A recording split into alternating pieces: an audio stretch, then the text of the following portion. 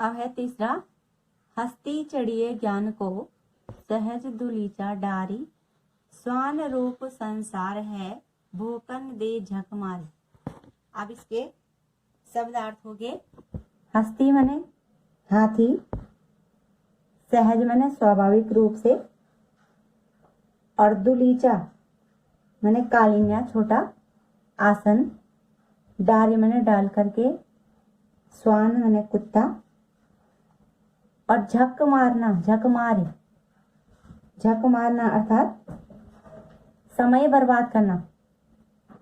अब इसका अर्थ हो गया, कबीरदास जी साधकों को संबोधित करते हुए कहते हैं, जो साधना करने वाले हैं, कि हे साधकों, तुम ज्ञान रूपी हाथी पर चढ़ करके, हस्ती चढ़ी ज्ञान रूपी हाथी पर चढ़ करके, आसन बिछा करके, सहज दुलीचा डाल अर्थात आसन बिछा करके, निश्चिंता से बिना फिक्र के आगे बढ़े चलो, क्योंकि यह संसार स्वान रूप संसार है, क्योंकि यह संसार उस कुत्ते के समान है जो कि प्रभु प्रेमी साधक जो लोग होते हैं उनको देख कर के व्यर्थ ही उस स्वान के समान, उस कुत्ते के समान भूकन दे भूखता रहता है, लेकिन उससे तुम्हारा कुछ भी बिगड़ने वाला नहीं है। अर्थात प्रतीकार्थ हो गया, कबीरदास जी कहते हैं कि प्रभु प्रेमी जो साधक हैं वे दुनिया की निंदा या चिंता किए बिना अपनी साधना के पथ पर निर्भय होकर के उनको आगे चलना चाहिए। कुत्ते के समान स्वान कुत्ता कुत्ते के समान भौंकने से हाथी का कभी कुछ बिगड़ने वाला नहीं है। अर्थात दुनिया की निंदा और उपहास से तुम अपनी साधना के पथ पर आगे बढ़ो और उसको छोड़ करके, लोगों की निंदा को छोड़ करके जो तुम्हारे साधना का मार्ग है उस पर आगे बढ़ते चलो। अब इसमें प्रश्न हो गया कि कवि और कविता का नाम लिखिए। तो कवि का नाम कबीरदास और कविता का नाम, पाठ का नाम हो गया साखियां। दूसरा प्रश्न कि साखी का आशय स्पष्ट कीजिए। तो साखी का आशय मैंने उसका अर्थ जो हमने अभी पढ़ा।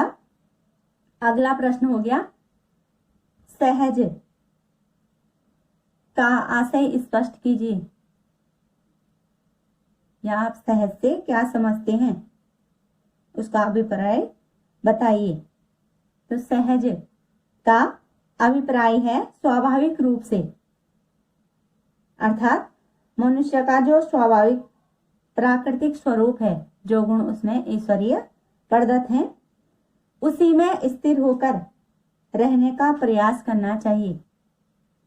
सांसारिक वासनाओं का प्रभाव अपने ऊपर न पड़ने देना और प्रभु की ओर ध्यान लगाए रखना। अगला प्रश्न हो गया स्वान रूप संसार है, कवि ने ऐसा क्यों कहा है। तो कवि ने संसार को स्वान कुत्ते के समान कहा है। उनका सोचना है कि हाथी मंथर गति से धीरे धीरे चुपचाप अपने मार्ग पर चलता रहता है, फिर भी राह के कुत्ते स्वान कुत्ते भूकन दे उसको देख करके भौंकते रहते हैं। उसी प्रकार साधक शांतिपूर्वक प्रभु साधना में व्यस्त रहते हैं, लीन रहते हैं, तब भी संसार के लोग उसे इस प्रकार ऊंची साधना में लीन देख करके उसकी निंदा ही करते हैं। अगला प्रश्न हो गया कबीर ने हमें क्या प्रेरणा दी है। इस साखी के माध्यम से कबीर ने हमें क्या प्रेरणा दी है। तो इस साखी के माध्यम से कबीर ने हमें लोक निंदा की परवाह किए बिना प्रभु भक्ति करने की प्रेरणा दी है।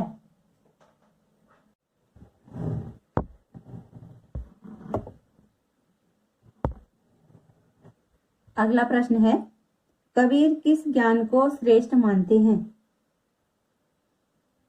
तो कबीर साधना से प्राप्त अनुभव सिद्ध ज्ञान को श्रेष्ठ मानते हैं, जिसमें व्यक्ति के अनुभव सिद्ध हों। अगला प्रश्न, साखी का भाव सौंदर्य स्पष्ट कीजिए। तो साखी का भाव सौंदर्य हो गया कि साखी में कबीर ने जो लोक निंदा की प्रवृत्ति है, जैसे लोग करते ही हैं, गहरी चोट की है, उस प्रवृत्ति पर अपनी गहरी चोट की है तथा प्रभु भक्ति में लीन साधकों का मनोबल बढ़ाया है और साधकों की महिमा हाथी पर चढ़े हुए व्यक्ति जैसी ऊंची दिखाई गई है और जो व्यंग्य की मुद्रा है वह प्रभावशाली है। व्यंग्य सटीक यहाँ पर बैठता है। अगला प्रश्न हो गया, साखी का शिल्प सौंदर्य स्पष्ट कीजिए। तो साखी का शिल्प सौंदर्य हो गया, जितनी भी साखियां हैं उन सब में हो गया दोहा छंद, जो पहले वाले साखी में बताया था कितनी मात्राएं होती हैं, वही इसमें भी है।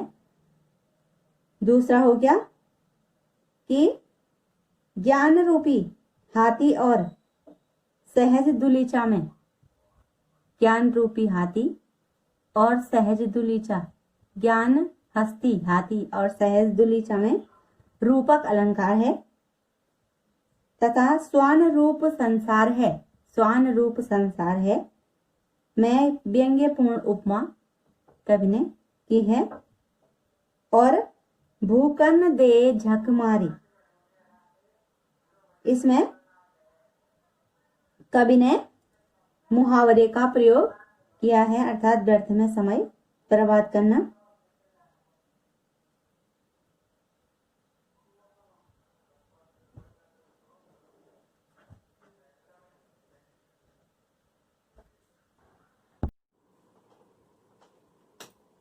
अब है चौथा, पखा पखी के कारणे यह जग रहा भुलान, निरपक होई के हरि भजे सोई संत सुजान।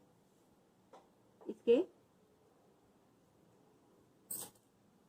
शब्दार्थ हो गए, पखा पखी यानी पक्ष विपक्ष के बारे में सोचना, कारणे कारण, भुलान भूला हुआ, निरपक्ष निष्पक्ष रूप से, सोई वही, सुजान जो ज्ञानी व्यक्ति होता है उसको सुजान कहते हैं।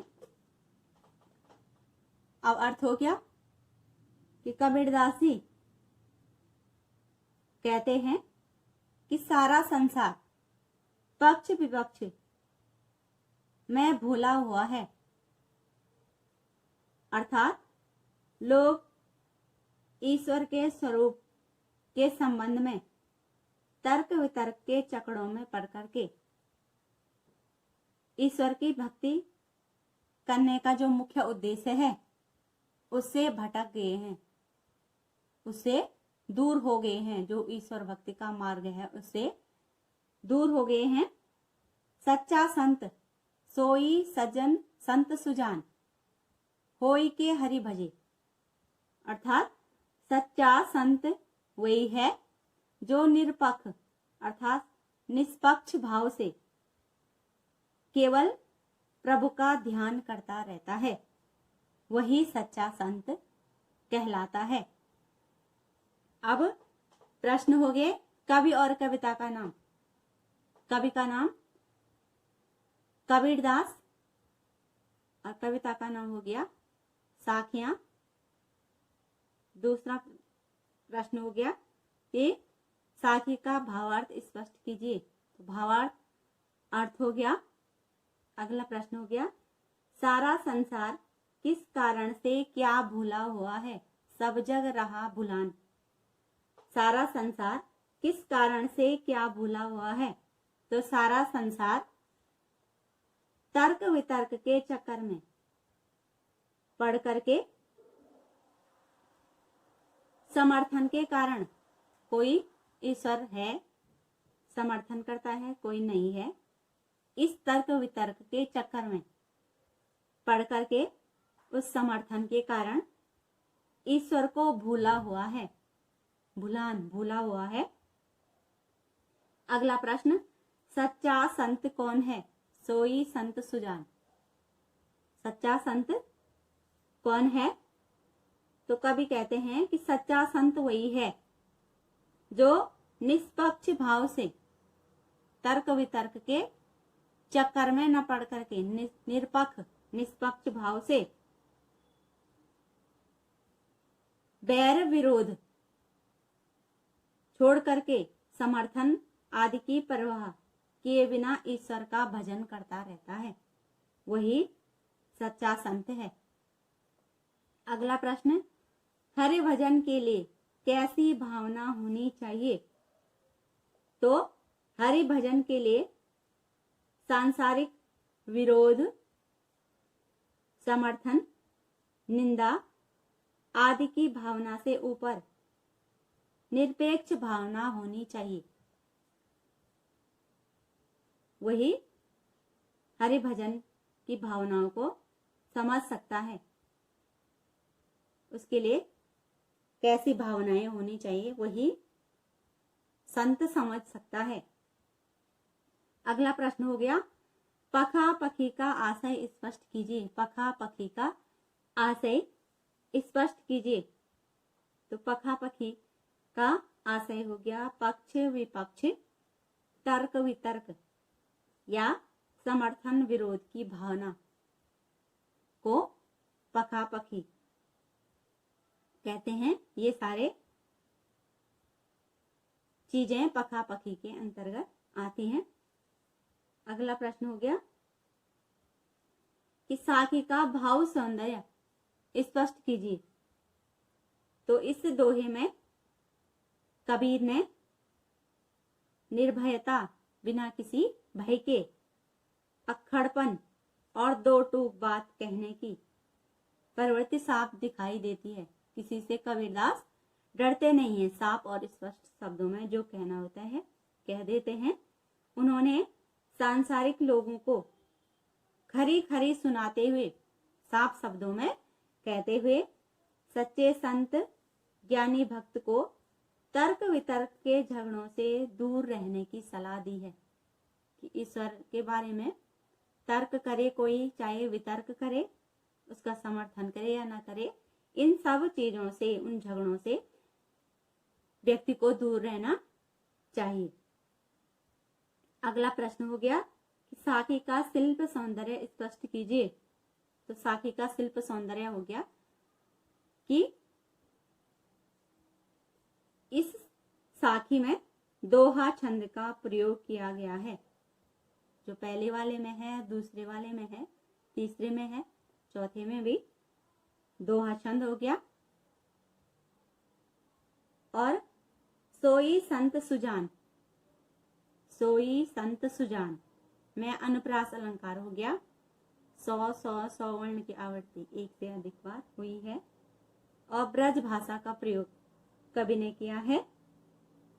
तथा पखा पखी जन भाषा का प्रयोग कवि ने किया है, जो कि कटाक्ष के लिए सुंदर व्यंग्यात्मक का कवि ने प्रयोग किया है।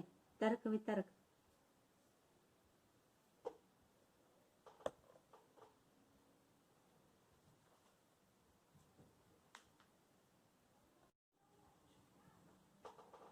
अब है पांचवा, हिंदू मुआ राम कही, मुसलमान खुदाई, कहे कबीर सो जीविता, जो दुह के निकट न जाए। अब इसके शब्दार्थ हो गए। मुआ माने मरा हुआ, खुदाई खुदा, जीवता जीवित रहता है, दुहु माने दोनों के, निकटी माने समीप, न जाए नहीं जाता है। अब अर्थ हो गया। कबीरदास जी कहते हैं कि हिंदू तो राम राम की रट लगाए हुए राम राम करता हुआ, और मुसलमान खुदा खुदा की रट लगाए हुए मर गया, मुआ माने मर गया, परंतु सच्चा ईश्वर भक्त को कोई न समझ सका। सच्चा ईश्वर भक्त ऐसा होता है, अतः इसका जीवन व्यर्थ ही रहा। दोनों का, जिन्होंने राम भी जपा और खुदा भी जपा, क्योंकि वे सच्चे ईश्वर की समझ उनको नहीं हो सकी। वास्तव में वही व्यक्ति जीवित माना जाता है। कहे कबीर सो जीविता, सो मने वही, जीविता मने जीवित माना जाता है, जो दुह के निकट न जाए। जो इस प्रकार की भेदभाव की भावना से दूर रह करके सच्चे मन से ईश्वर भक्ति में मन लगा करके मानवता से प्रेम करता है, आपसी भेदभाव मिटा करके जो सच्चे मन से ईश्वर की भक्ति में अपना मन लगाता है और मानवता से प्रेम करता है, वही सच्चा संत कहलाता है। अब इसके प्रश्न हो गए। कवि और कविता का नाम। कवि हो गए कबीरदास, कविता का नाम साखियां हो गया। दूसरा प्रश्न हो गया कि साखी का भावार्थ स्पष्ट कीजिए, आशय स्पष्ट कीजिए, तो अर्थ हो गया उसका। अगला प्रश्न हो गया, कबीर ने हिंदू मुसलमान दोनों को मृत क्यों माना है। मृत मैंने मरे हुए के समान क्यों माना है, मुआ मृत या मरे हुए के समान क्यों माना है। तो कबीर ने हिंदू मुसलमान दोनों को मरे हुए के समान, मुआ माने मरे हुए के समान, मृत इसलिए माना है कि दोनों आपसी भेदभाव में पढ़ करके सच्चे ईश्वर को भुला बैठते हैं, क्योंकि सच्चा ईश्वर तो राम भी वही है और रहीम भी वही है, दोनों एक ही हैं, इसलिए वे सच्चे ईश्वर को भुला बैठे हैं। अगला प्रश्न, कबीर के अनुसार जीवित कौन है। तो कबीर के अनुसार जीवित वही है जो धार्मिक भेदभाव से दूर रहता है, जो दुह के निकट न जाए, जो भेदभाव है उससे दूर रहता है। अगला प्रश्न, कबीर मनुष्य से क्या अपेक्षा करते हैं, क्या चाहते हैं। तो कबीर मनुष्य से सांप्रदायिकता और भेदभाव से रहित व्यवहार की अपेक्षा करते हैं, क्योंकि सारा ही संसार उसी ईश्वर की संतान है, इसलिए वो हमसे भेदभाव रहित व्यवहार की अपेक्षा करते हैं, इस व्यवहार को हमसे चाहते हैं। अगला प्रश्न हो गया, साखी का भाव सौंदर्य स्पष्ट कीजिए। तो साखी में कबीरदास ने की अखंडता, अखड़पन जिसको कहते हैं, और निर्भीकता के दर्शन होते हैं। निर्भीकता माने किसी से वो डरते नहीं हैं। और कबीर ने इसमें हिंदू और मुसलमान दोनों के सांप्रदायिक भेदभाव और उन्हें उनकी कड़े शब्दों में, उन दोनों को कड़े शब्दों में फटकारा है, उसकी निंदा की है। अगला प्रश्न हो गया कि साखी का शिल्प सौंदर्य स्पष्ट कीजिए। तो शिल्प सौंदर्य में वही हो गया कि उपर्युक्त साखी में दोहे छंद का कुशल प्रयोग किया गया है, और कहे कबीर में क वर्ण की आवृत्ति एक से अधिक बार हुई है, इसलिए अनुप्रास अलंकार हो गया, तथा ब्रज भाषा का कवि ने प्रयोग किया है, और मुआ तथा जीविता अखड़ शब्द प्रयोग करके तिरस्कार उत्पन्न करने में कवि समर्थ हैं।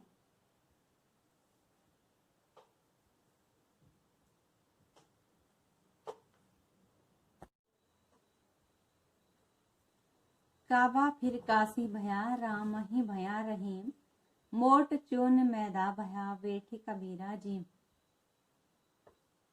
अब इसके शब्द अर्थ हो गए।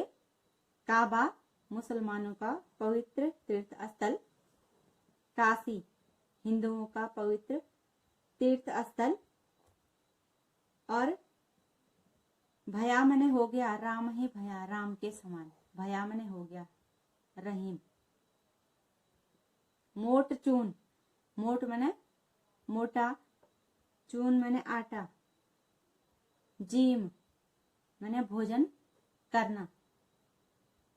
अब अर्थ हो गया कि कबीरदास जी कहते हैं, जब मैं मुसलमानों, हिंदू और मुसलमानों में भेदभाव के ऊपर हो गया, तो अपने लिए कह रहे हैं, मेरे लिए मुसलमानों का पवित्र तीर्थ स्थल काबा काशी के समान, भया में हो गया है, उसके समान पवित्र हो गया है, और राम का नाम, राम ही भया रहीम, राम का नाम रहीम के समान पवित्र हो गया है, और जिसे मैं मोटा आटा समझ करके, मोट चून मोटा आटा समझ करके अखाद्य समझता था, न खाने योग्य वस्तु, वही मेरे लिए बारीक मैदे के समान हो गया है। अब मैं उसे बैठ करके बड़े मजे से खा रहा हूं। अर्थात प्रतीकार्थ हो गया कि धार्मिक भेदभाव नष्ट होने पर मेरे मन में हिंदू और मुसलमान, राम और रहीम के नाम पर बसी जो दुर्भावनाएं थी, बुरी भावनाएं थी, अब दूर हो गई हैं, और अब मैं शांतिपूर्वक आराम से प्रभु भक्ति कर रहा हूं, प्रभु के गुणगान कर रहा हूं, क्योंकि जो अलग अलग चीजें थी वो मेरे लिए अब एक समान हो गई हैं। अब प्रश्न हो गया, कवि और कविता का नाम। कवि का नाम हो गया कबीरदास, कविता का नाम हो गया साखियां। दूसरा प्रश्न, साखी का भावार्थ स्पष्ट कीजिए, तो भावार्थ में अर्थ हो गया। तीसरा प्रश्न कि काबा काशी कैसे हो गया, जो हिंदुओं का पवित्र, मुसलमानों का पवित्र तीर्थ स्थल है, वह हिंदुओं के पवित्र तीर्थ स्थल के समान कैसे हो गया, काबा काशी कैसे हो गया। तो कबीरदास जी कहते हैं कि हिंदू मुसलमान का भेदभाव जब समाप्त हो गया, तब काबा काशी के समान पवित्र तीर्थ स्थल होने लगा। अगला प्रश्न, राम रहीम क्यों हो गया, तो धार्मिक भेदभाव के नष्ट होते ही राम ही भया रहीम, राम और रहीम में कोई अंतर न रहा, दोनों एक ही ईश्वर के रूप में दृष्टिगत होने लगे, अर्थात एक ही रूप में दिखाई देने लगे। अगला प्रश्न, मोट चून किसे कहा गया है, मोट चून किसे कहा गया है, और वह मैदा कैसे हो गया है। तो कबीरदास जी कहते हैं कि मोट चून का प्रयोग विभिन्न धर्मों की खटकने वाली बातों को कहा गया है, और उनको अपनाने वाली बातों को मैदा कहा गया है। धार्मिक कट्टरता समाप्त होने पर किसी भी धर्म की जो भोणी है, वह लगने वाली बातें भी अच्छी लगने लगी, जो धर्म के विरुद्ध बातें थी वह भी अब अच्छी लगने लगी हैं। अगला प्रश्न, कवि ने इस साखी में क्या प्रेरणा दी है? तो कबीरदासनी ने इस साखी में हिंदू तथा मुसलमान दोनों के भेदभाव को नष्ट करने की प्रेरणा आकर्षक शैली में दी है। दोनों का भेदभाव समाप्त करके बड़ी सुंदर शैली में उसका व्याख्या की है। अगला प्रश्न, साखी का भाव सौंदर्य स्पष्ट कीजिए। तो कबीरदास ने हिंदू मुसलमानों का जो भेदभाव है उसे समाप्त होने पर जो कावा काशी और राम रहीम के भेद समाप्त हो जाएंगे, कबीरदास जी ने कहा है, एवं दूसरे के धर्म की अटपटी बातें भी अच्छी लगने लगेंगी, और यदि दोनों धर्म को मानने वाले एक दूसरे को नीचा दिखाना छोड़ दें, धर्म को मानने वाले जो धर्मावलंबी हैं वे एक दूसरे को नीचा दिखाना छोड़ दें कि मेरा धर्म श्रेष्ठ है, तुम्हारा नहीं है, ये भावनाएं अगर छूट जाएं तो दोनों का जो पवित्र तीर्थ स्थल है वह एक समान हो जाएगा। अगला प्रश्न है, साखी का शिल्प सौंदर्य स्पष्ट कीजिए। तो साखी में हो गया दोहा छंद, जो पहले वाले में था वही सब में है, और काबा और रहीम मुसलमानों के प्रतीक हैं। काबा और रहीम मुसलमानों के प्रतीक हो गए, तथा काशी और राम हिंदुओं के प्रतीक हैं। मोटा चून बुराइयों का प्रतीक है, तथा मैदा खाद्य पदार्थों का प्रतीक है, और बैठ कबीरा जिम का विम प्रभावशाली बन गया है।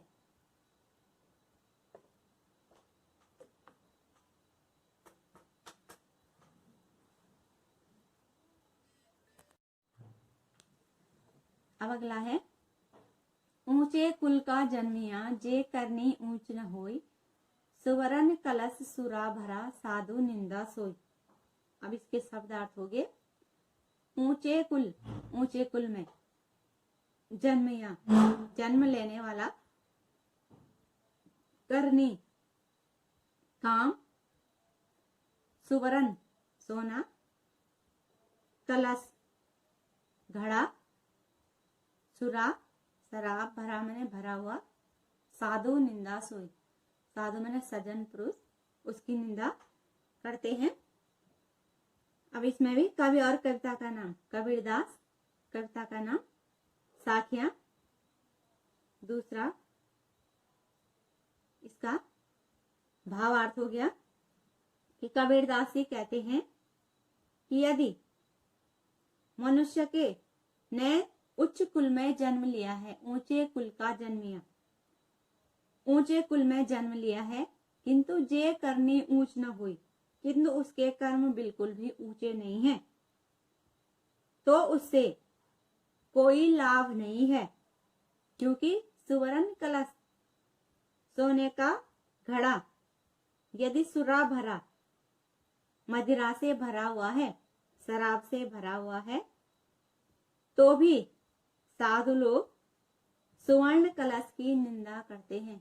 ये नहीं कि सोने का ये घड़ा है, कीमती है, लेकिन उसके अंदर बुरी चीज भरी हुई है, तब भी सज्जन लोग उसकी निंदा ही करते हैं।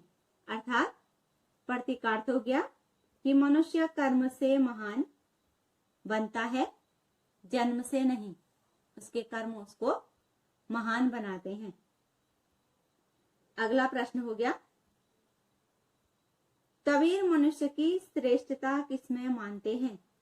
तो कबीर मनुष्य की श्रेष्ठता ऊंचे कुल का होने से नहीं, ऊंचे कुल का जन्मिया, वहां जन्म लेने से नहीं, वरन उसके द्वारा जो किए ये जे करनी उष्ण हुई, उसके द्वारा किए गए जो उच्च कर्म हैं उसके आधार पर मानते हैं। अगला हो गया ऊंचे कुल से क्या आशय है।